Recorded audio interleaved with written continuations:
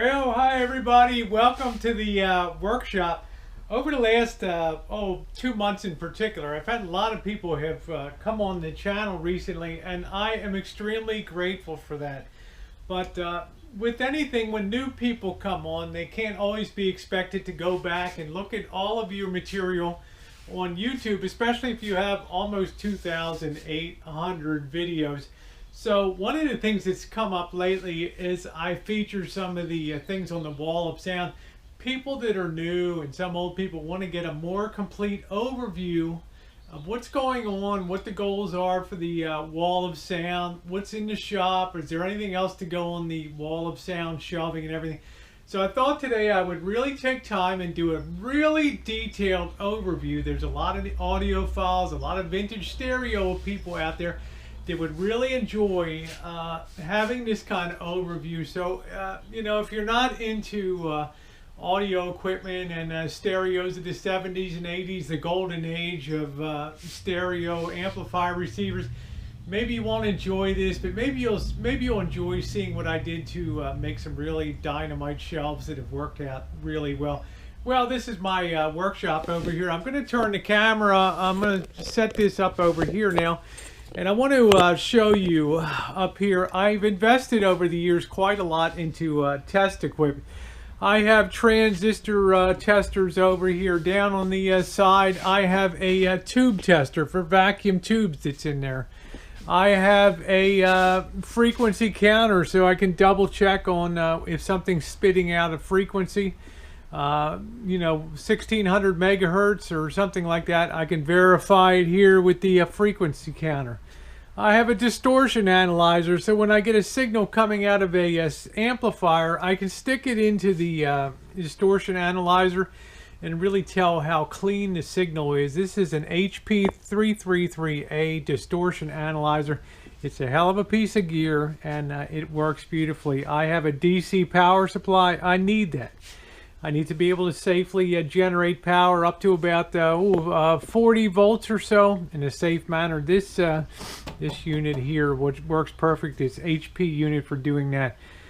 My pride and joy, and I have some frequency generators up here, RF generator and an AM FM sweep generator up here on top. You may be able to see it around the corner over there, but my pride and joy is the Tektronix 2235A oscilloscope, and all this does is examine signals that come in. And I have two channels because with stereo systems you'll typically have an A channel and a B channel, which produces the stereo. The stereo microphones are set up so that one channel hears a slightly different version of the same sound, but just spaced differently. We hear in stereo, so our ears are separated. So stereo is really set up to try to mimic that the way that our hearing hears.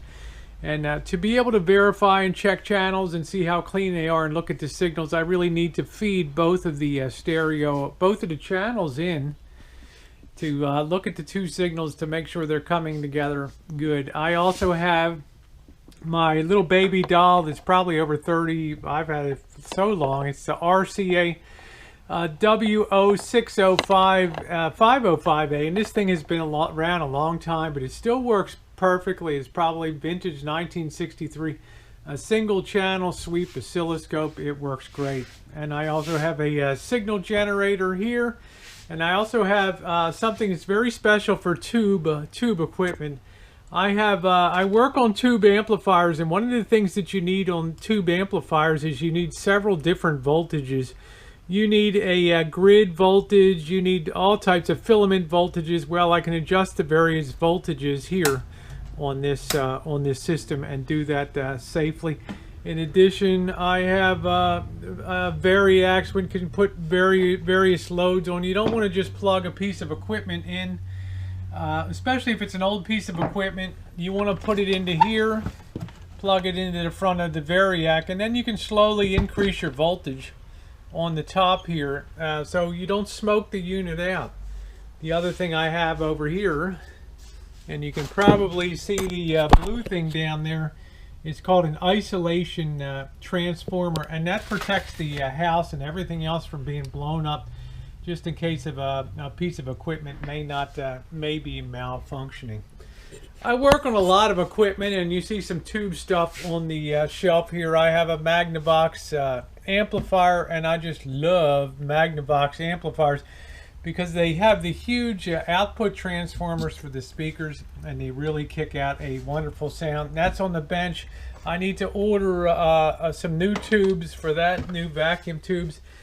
And over here, something pretty cool too. This is a stereo amplifier, one of the early ones that came out of like a 1962 Rockola jukebox. So I hope to get this thing running again too. That should be pretty awesome. That unit, because I also bought the controller for it, the volume control. I paid up for that to have an authentic one. And of course, if you go back on some of the uploads of stereo listening and stuff, you'll see little toot, the little small 1 watt amplifier that's really amazing. I did a video featuring that, the True Test Stereo 5. I have a lot of equipment still down below in boxes. I have Harman Kardon units. I have Pioneers. I have Samsungs. I probably still have 30 pieces of equipment in here, in addition to I've tried to mark them all. You see here, like the Harman Kardon 330 series. It has no sound to it. If I can get that running, that's a hell of a beautiful unit. I have a Sansui over here. I have a Knight tube amp here. I just have a lot. I love tube amplifiers and stuff. Over here, probably weighs 60 pounds in this box.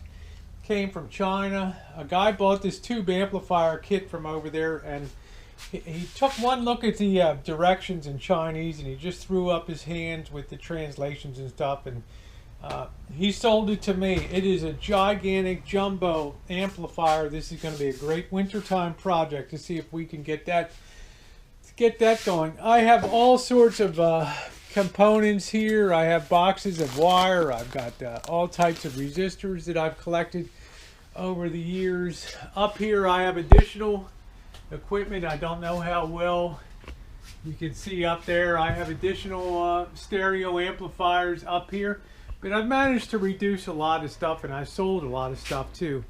So what the hell is in these boxes over here? Everything that you 2, 4, 6, 8, 10, 12, 14 boxes that you see here, every one of these boxes that you see behind me came out of a organ, a tube organ, usually from the 1950s and 60s. Over here, I have, in some of these names you'll recognize, I have Leslie. We've all heard of Leslie guitar amplifiers. Well, they also made kick-ass amplifiers for organs too. And the Hammond is another brand. I've got the Baldwin, which is the pride and joy, the Baldwin 6L6 tube amplifier. You put two of these bad boys together at 45 pounds a piece, and you put one channel into one channel into the other, and you have a kick-ass home brew stereo that is going to sound amazing. So these are all what I would do when somebody was partying out or a church was getting rid of their organ. A lot of times they were rotten, they were water damaged, so what they would end up doing is just throwing them out. And they would end up in junkyards, and I would crawl over piles of stuff to strip out the amplifiers inside of them. And you know, I built up quite a collection of them, and these are these are pretty darn valuable these days because they're just not making tube equipment anymore. And on the wall of sound, and especially as we get into fall and winter, we are going to have a blast working with rebuilding tube equipment and getting things running. I don't do much in the summer because the weather's good and I have all the projects around the house to do. So this completes the inside tour of the workshop, and you guys have been out here before. Those of you who have been on the channel, I have a couple sets of nice speakers, the Bose high efficiency bookcase speakers, and you know, an old big Kenwood here, and all the stuff that I use to do the listening out here and to work on the units. I custom made the workbench here with dual power feeds on each side, as well as a power strip on the back that I could turn on. Yeah, I'm a sucker for Christmas lights and stuff. I like the effect of that. So every piece of equipment in here gets utilized. Some other little doodads that I have in here are pretty cool too. If you look up here, you can see a stereo tuner from Fisher, and you always know the Fisher equipment because it has the bird carrying the note. And I'm going to do a special upload on the life of Avery Fisher. And if you've heard of Avery Fisher Concert Hall in New York City, it was named after him. And he was the first guy that was just dissatisfied with the way sound came out of broadcast equipment. And he made it his life's goal to go ahead and make the very best equipment that he could make. And the legend of Fisher, Fisher Audio, Fisher Radio was born. This is a model KM60 tuner here in very nice shape. It has one little nick down there. Don't worry about the front knobs and covers. These are easily replaced. But I'll be darned, these brushed facings on it are extremely difficult to find. Another cool thing I have down here is one of the original stereo multiplexer units from Fisher. These things are extremely rare. We take stereo for granted today, but back in the late 1950s and 60s, engineers struggled to broadcast a stereo signal. We had the AM and FM broadcasting from two different microphones in a studio. They would put the program out on an AM station and then an FM station coming out of a microphone maybe 25-30 feet away on a concert stage, and at home you would combine those two signals to make your sort of own home stereo. Well, that was a rough way to do it, but the multiplexer was developed to combine two signals into one, and this is one of the first signals that actually took a signal from the air, two different signals, combined them, and then when you had stereo, this would light up here, the green jewel up there. So we'll be looking at that. We have a lot of cool stuff to look at. So let me just turn this around, and we will now head inside, and I'll see you guys inside on the wall of sound, and I'll explain a few other things I have up there because I've had a lot of questions about the gear that I have on the wall, and I want to give you a very detailed view of that. But suffice to say, with the 6 or so spots that I still have left on the wall of sound, I'm going to have no problem filling them up, and need some supplemental shelving too. I have quadraphonic units. I have amazing units that represent real milestones in the development of stereophonic amplifier receivers. Not only tube, but solid state too. And they're significant because each one of them marked a significant step forward in the development of stereo listening, something we really take for granted today, but is a beautiful thing when you have the time to sit down, put on your headphones, and really listen to some good music on a really good system. All right, let's go inside and see what else we got in there. Good Lord is right. Well, we're back inside here and on the wall of sound. So let's take our time and go over some of the things that are on the wall of sound. One particular thing that I bought was kind of disappointing to me because the guy that sold it to me did not ship it right. And if you look over here, I don't know how well you'll be able to see it, but there's a Sansui quad system, and I tell you, this thing weighs about 70 pounds. It is a monster, and unfortunately the glass in the front broke on it, so I need to have a new piece of smoked glass made to fit the front of that, and that's kind of a drag because that's a very valuable kind of unit, and it's actually too big for the shelves that I have behind me over here. I can't fit it on there, you know, unless I raise and do some finagling here. People have asked me about my collection of Fisher receivers from the Fisher Radio Corporation.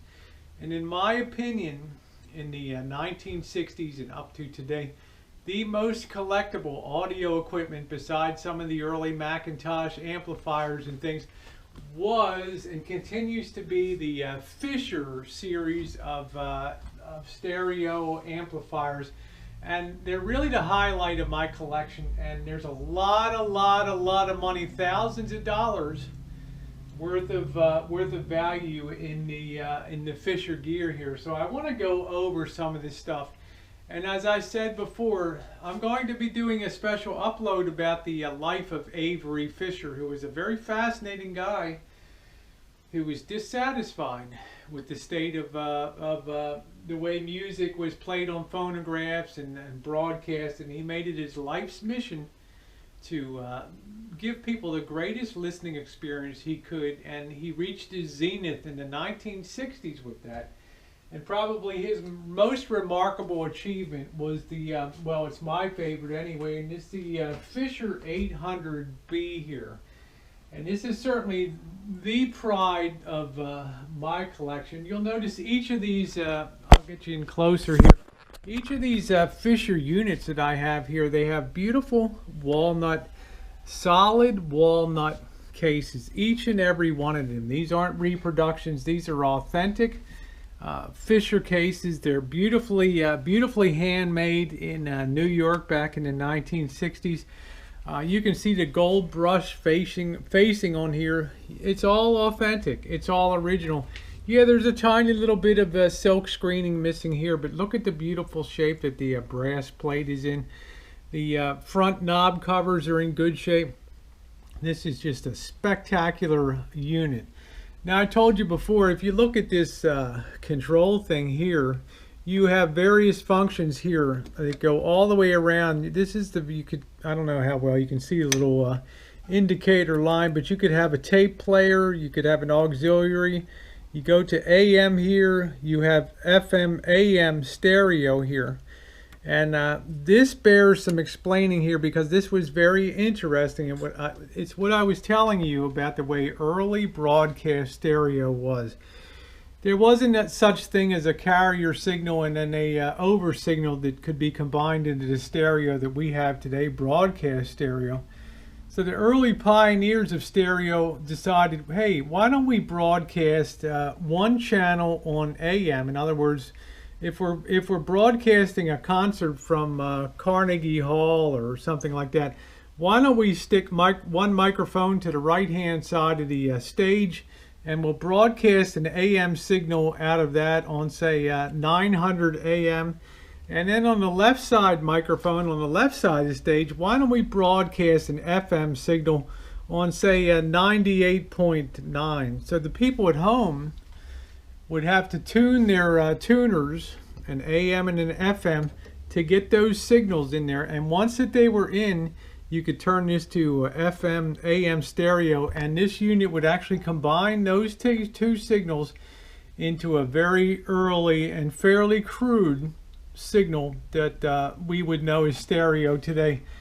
And at one time there were 60 or 70 radio stations that were participating in this in some of the big markets like Chicago and New York and some other cities. Well, eventually true stereo came along, and that's where you see multiplex MPX over here. So Fisher was very smart.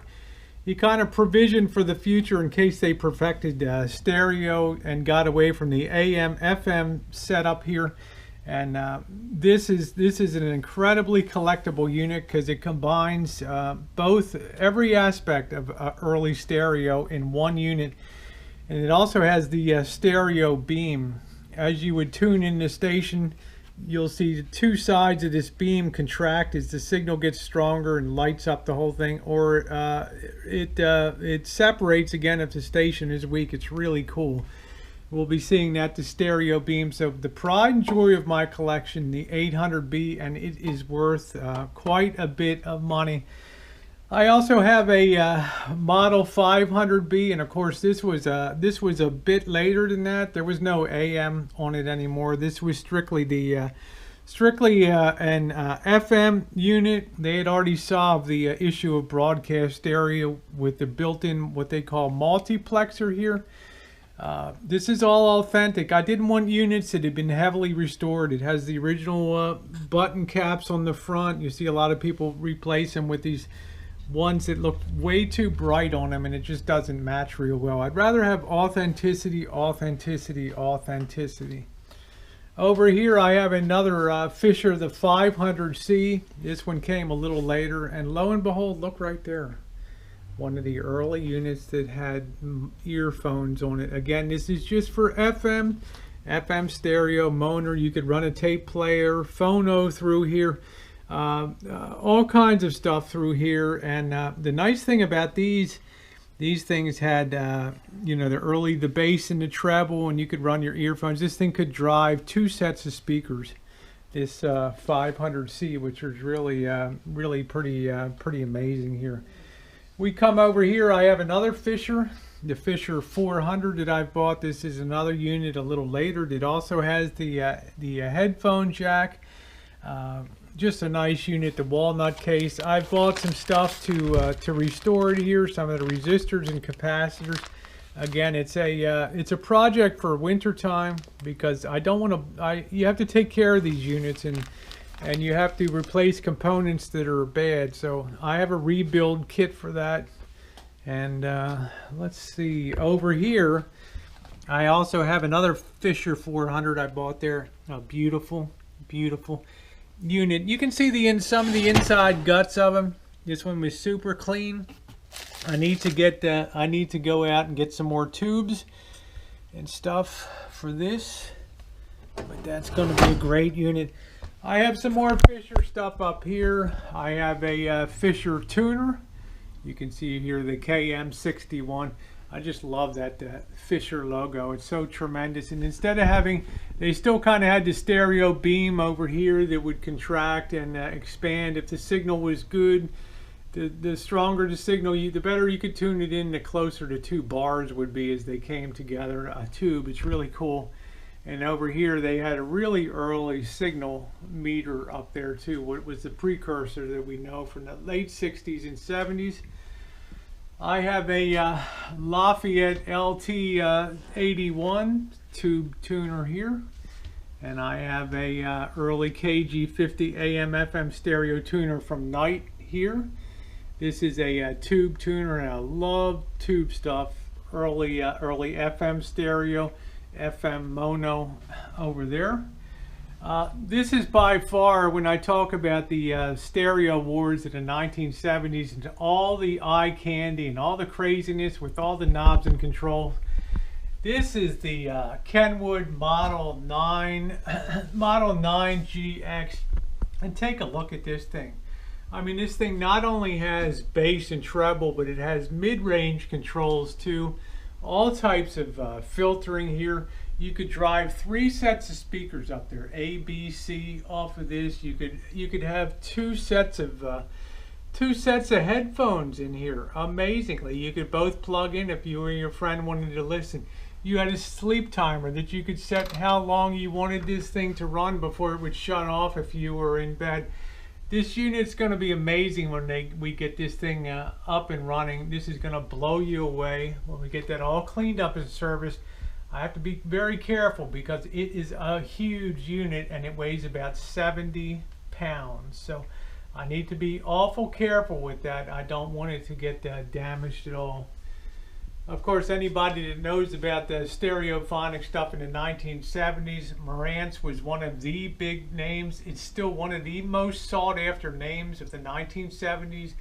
Marantz stereo systems, because, well, they were beautiful. They produced outstanding sound. So I'm very proud of my Marantz 2252.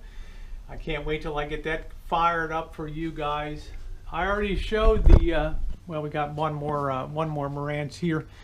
People ask me if I have quad systems. Well, here's one right here, Quadra Rail 4 receiver. 4 different channels with a discrete multiplexer that you can run 2 channels here, or you can run 4 channels if you're using the built-in decoder on there. So we'll be talking about that. This can be driven with two headphones can be put on this unit.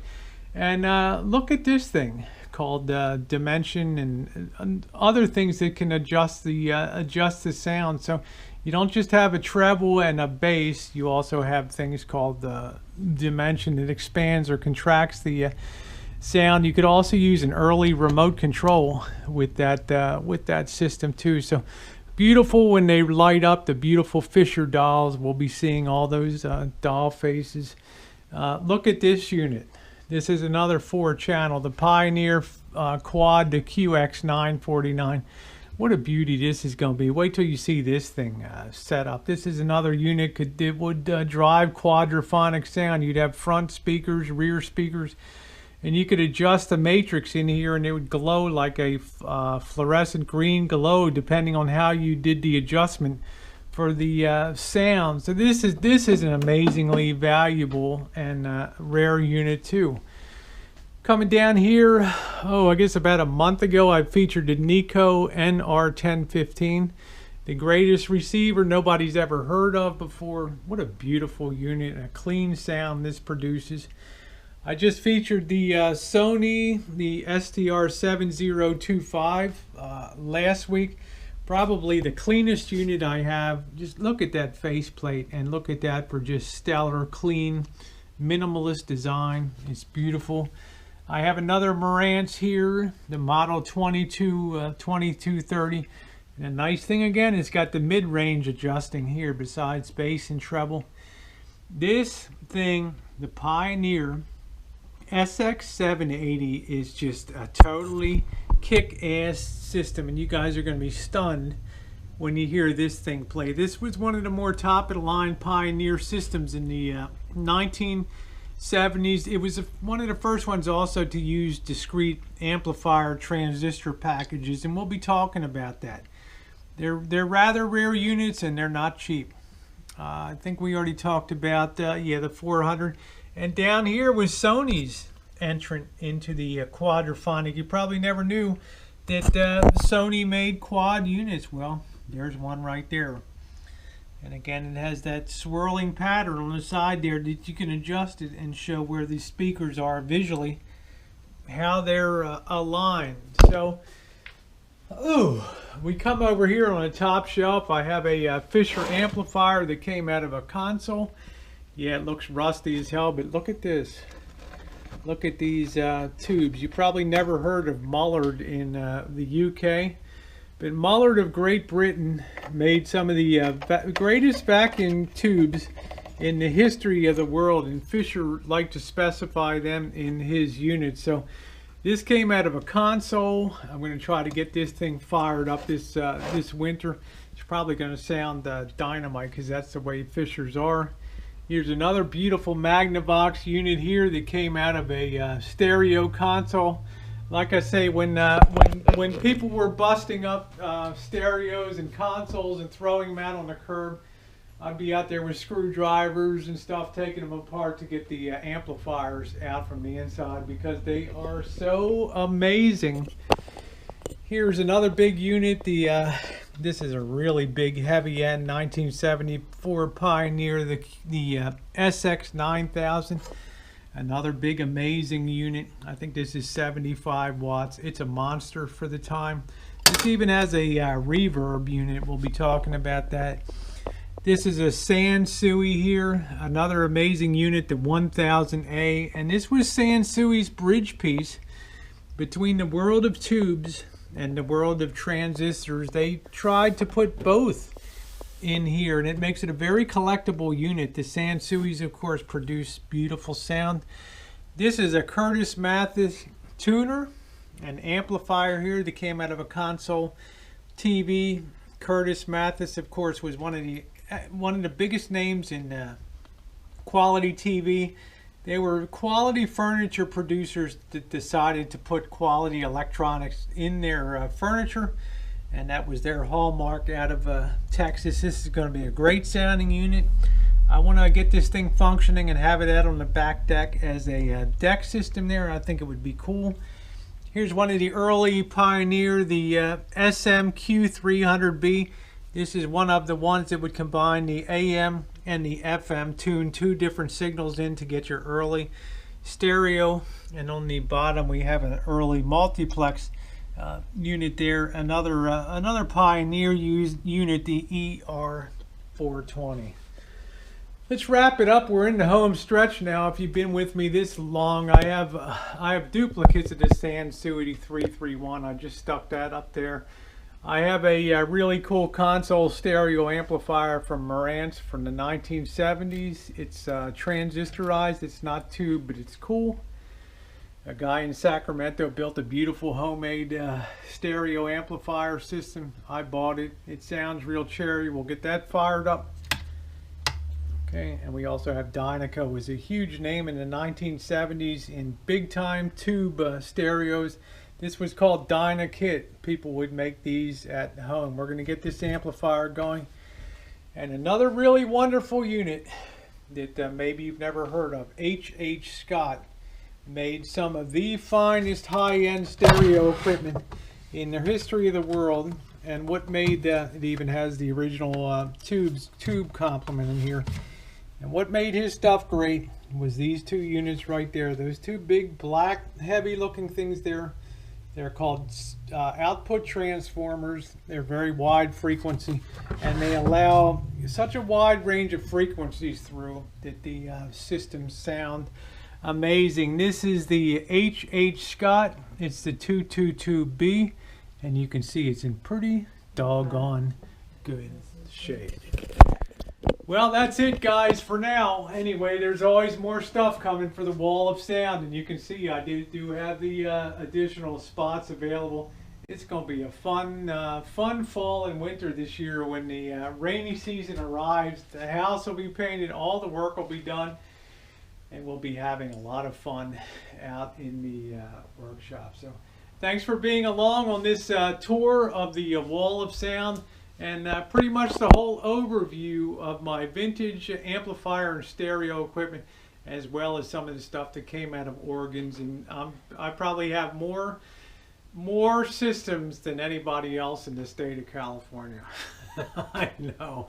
All right, everybody, it's a disease. Thanks for watching, and thumbs up are always appreciated. Thanks.